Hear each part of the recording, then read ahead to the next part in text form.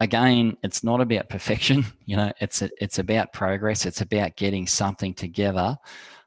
In at least it's in one spot for all your team members. So obviously it's scalable. It's on the internet. It doesn't, you know, it's anytime, anywhere. It's got to have tied down with the security of course.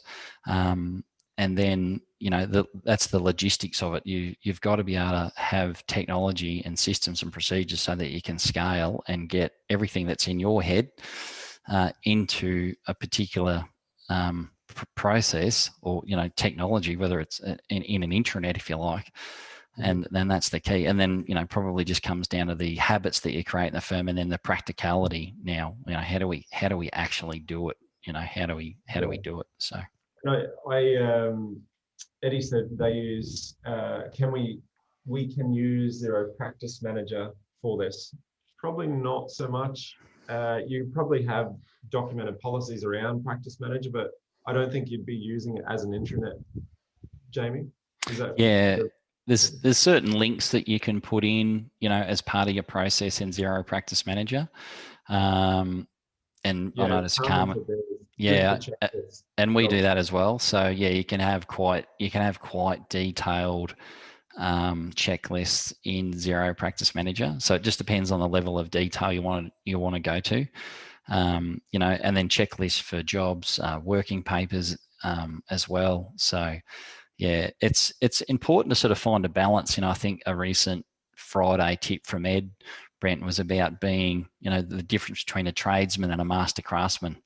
You know, you've got to find a balance with your checklists and your working papers, because if you sort of go down the perfectionism track and have, you know, 1,000 working papers and that sort of thing, like that's where you're losing sight of efficiency and profitability and all that sort of thing. So there is a balance with these things and checklists, and that's important to find that balance. Yeah, absolutely. And I think it's also important to define what we're talking about here, because there's quite a few layers to under the umbrella, I guess, of standard operating procedures. You've got obviously your production workflow checklists and action items for each piece of work, which would kind of fall under workflow in any case. But then you've also got, you know, your standard checklist for how you run things in the office, for how you use technology, and then just, you know, documented standard operating procedure templates for anything and everything within the business. So there is quite a few layers to it, and I'd like to get some examples from you. Yeah, and even for example, like your technology stack. You know, just, you know, listing what is your actual technology stack and how do you use each one of those. And yeah, the quickest and the most efficient way I found, Brenton, is I'll come back to it, is doing videos on these things. And because we're in the industry that we're in, we use computers every day. It's so easy for us to document what we do. You know, I've seen. It's much easier to watch a video than to read through script a Word doc and then try and translate it back to the program. Yeah, and the thing is today as well, Brent, you know, with some of the technology, you can actually get it, like, you know, transcribed. You know, so it can, as the person talks, you can see the words, and, you know, away you go.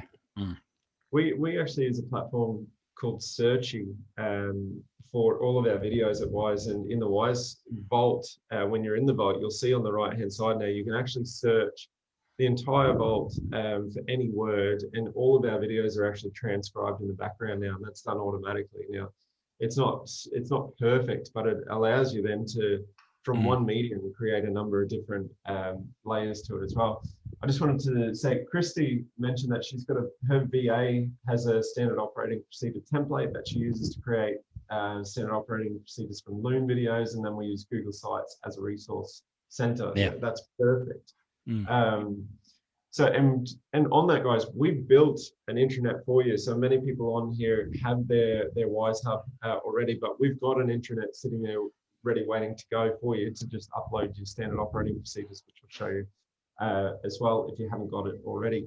So Jamie, I want to I want to come back to some specific pointed questions just to help everyone sort of understand and get a more methodical approach to how to develop their own standard operating procedures. How do you determine what should be captured in an SOP and when it should be captured? Because many firms aren't entirely happy with how their systems are right now, which is one of the reasons they've come to Wize. They want to implement better systems. So if their systems aren't in the shape that they want them to be right now, if it's not, you know, the ideal system, should you still be creating a standard operating procedure on that current system as opposed to waiting until you've got the time to improve the system or whatever it may be that's in focus?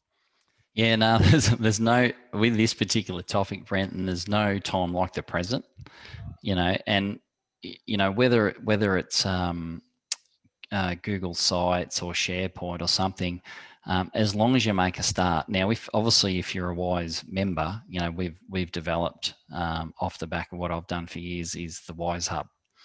So, you know, the very first point is make a start and choose a platform that, you know, has those 2 or 3 things, anytime, anywhere, has the security built into it, and is quite flexible in how to add videos to it, or how to add those SOPs to it. So that's really the first thing. So make a start.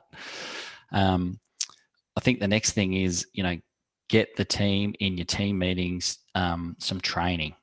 So, you know, to answer your question, the trigger point, well, when do we make these videos or when do we make these policies? Now, the answer is anytime you have to show someone how to do something. You know, I'll repeat that. Anytime you have to show someone how to do something, video it, all right? So you just make a start. It's not about perfectionism. It's about progress. And as soon as you've made that video, you know, whether it's on Loom or whatever it is, put the second bit to this solution, Brenton, is organize it. Have it in one central spot, but organize it. And we really love to organize it, you know, across what we always talk about, Brenton, is our 7 business divisions.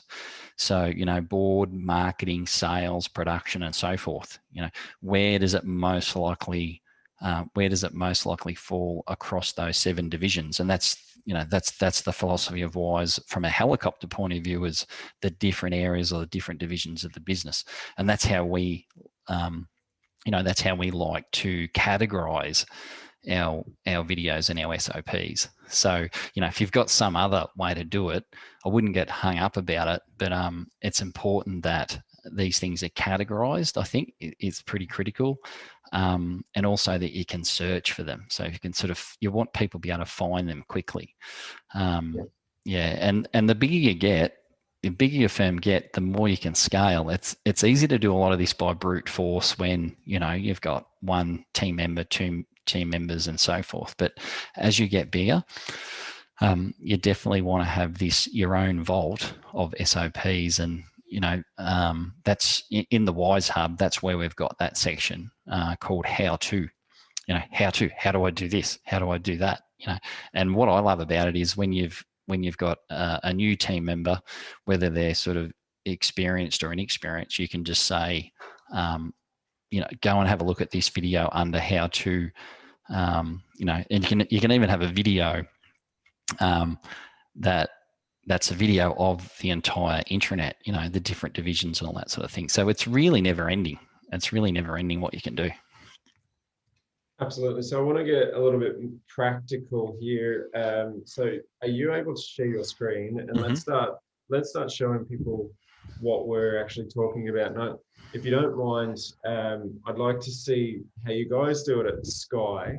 And then if you could show everyone how they can be doing the exact same thing in the Wize Hub. And whether it's the Wize Hub or it's Google Sites or whatever platform you use, the premise and the process will be the same. But big difference here, Jamie. So can you see my screen there? I can, yep. Yeah, so, oh, look, I'll just move that out of the way. So essentially, yeah, I mean, from a big picture point of view, I spoke about your launch pad earlier. So, you know, whatever system you use, you have your launch pad and your cloud stack. And then we always talk about, you know, the seven divisions, Brenton, that I mentioned earlier. And obviously one of them is the how-to section. So you should build out your own how-to section that suits your needs. And again, we've got that broken across in, you know, all these divisions. And if I jump back, just for example, to the Wize Hub, for example, that, you know, hopefully most firms have got that are members, you can design this up how you like. So it's very flexible. There's a whole series of videos in the Wize Vault of how to do this, Brenton. So you can have the policy number, the policy name, the video. You might have a document, an Excel file or a Word doc, you know, when it was recently updated, whether it's in a draft or not. So it could be draft or could be finalized, and then, you know, the author who did it within the firm as well. So again, it's just coming back to the basics. It's one central spot under how to, and again, by all means, you can customize this. You can customize it, but this just organizes it really nice and neat. So is it admin? If it's admin, you put it in admin. If it's, you know, in the accounts division, you put it in accounts. So the more that you build this vault, all your intellectual property is flowing into here. And if I just jump back, for example, to say this section, and, you know, from a practical point of view, Loom is a fantastic product to use, everyone. It'll be interesting to see how many people have heard of Loom, but time and time again, I will get an email from one of the crew, whether it's actually Wize mentoring and whatnot now, and I'll answer that email with a Loom video. And the beauty of Loom is it goes into its own category, it goes into its own vault, and it has a hyperlink, and you can hyperlink that video straight back to your how-to section. So just to give people a practical application, I encourage people to get into Loom. The benefits with Loom, Brenton, is it's in the cloud. You don't have to like download your own video, you know, MP4 file and then sort of upload it. Shifting it from, you know, download to folder and then upload it into back and forward. Exactly. Yeah, it's very fast. I'd have to say it's extremely fast. So most of my time these days is spent in Loom if I'm going to create a video. The other one that I just want to bring to people's attention that some have got is what they call Snagit. So Snagit's another one, a video image capture and whatnot as well. And then even a more powerful one is what they call Camtasia. Now, I haven't opened that up there, but there's one called Camtasia, which is probably the big brother. That's really high-end video editing. And we've used Camtasia, Brent, a lot with our own Wize mentoring videos, for example. Yeah. But Camtasia is when you want to get fancy and edit and cut the videos and add intros and outros and, you know, overlay text on the videos. Yeah, so that's a great